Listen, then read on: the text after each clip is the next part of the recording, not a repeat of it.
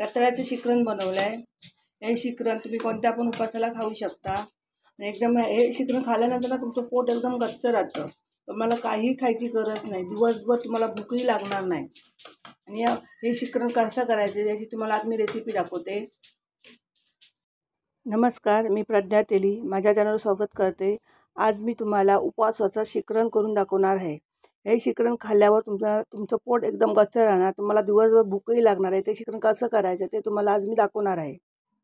हे बघा, इथे मी रताळी घेतली आणि ही रताळी आता ना उकडून घ्यायची आहे आणि याच्यामध्ये चवीपुरतं थोडंसं मीठ टाकायचं। हे बघा, जास्त नाही, फक्त चवीपुरतं मीठ टाकायचं आणि हे आता शिजवून घ्यायची। हे बघा, हे शिजवून घ्यायची।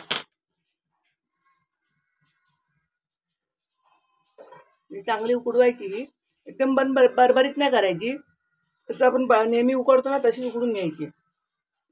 हे बघा, रताळी उकडून झालेली आहे। आता ना याच्या साली काढून घ्यायच्या आणि इथे मी ना दूध घेतलंय। हे बघा, दूध आणि साखर एवढं साहित्य घेतलं। आता हे दूध आणि पहिले मी साईडला ठेवते आणि याच्या ना साली काढून घ्यायच्या पहिल्या, म्हणजे आपल्याला किती रताळी पाहिजे तेवढ्याच साली काढायच्या। हे बघा,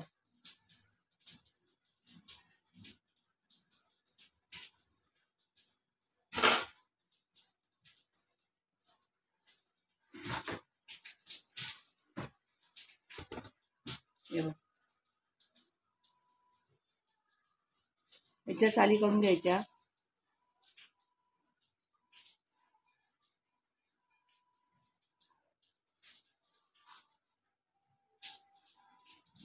आधी मी साली काढून घेते। हे बघा, साली काढून घेतल्या, अशा याला कट मारायचे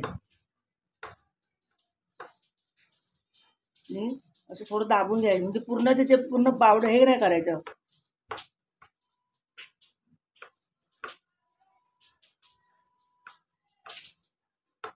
असं कट मारून घ्यायचं, असं स्मॅश करायचं। थोडंसं जास्त नाही करायचं, थोडं तुकडे राहिले पाहिजे, म्हणजे खाताना ना ते दाताखाली आले की छान लागतात।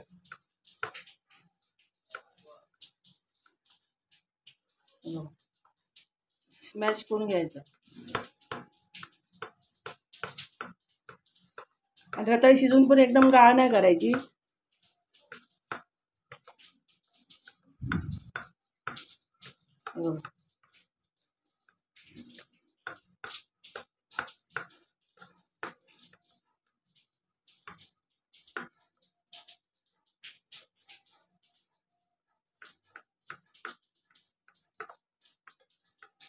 असं करून घ्यायचं, सगळं तर करून बघा। इथे दूध घेतलं,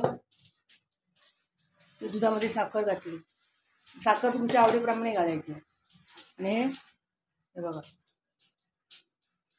याच्यामध्ये टाकायचं। एकदम सोपं आहे आणि ह्याने ना पोट एकदम गच्च राहतं, म्हणजे दिवसभर भूक पण तुम्हाला लागणार नाही।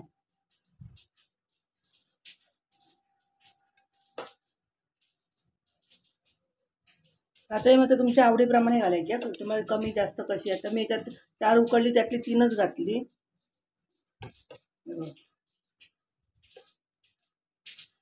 आणि हे चांगलं ढवळून घ्यायचं आणि दूध कसं माहिती आहे, एकदम कोमट पाहिजे, एकदम कोमट दूध पाहिजे। दूध तापवून थंड करायचं, पूर्ण पण गाळ नाही करायचं एकदम। किसणीर वगैरे किसायचं ना, त्याचे पीसच पाडायचे असे, तर ते चांगलं किसल्यावर असं चांगलं नाही लागत। आणि चांगलं ढवळून घ्यायचं।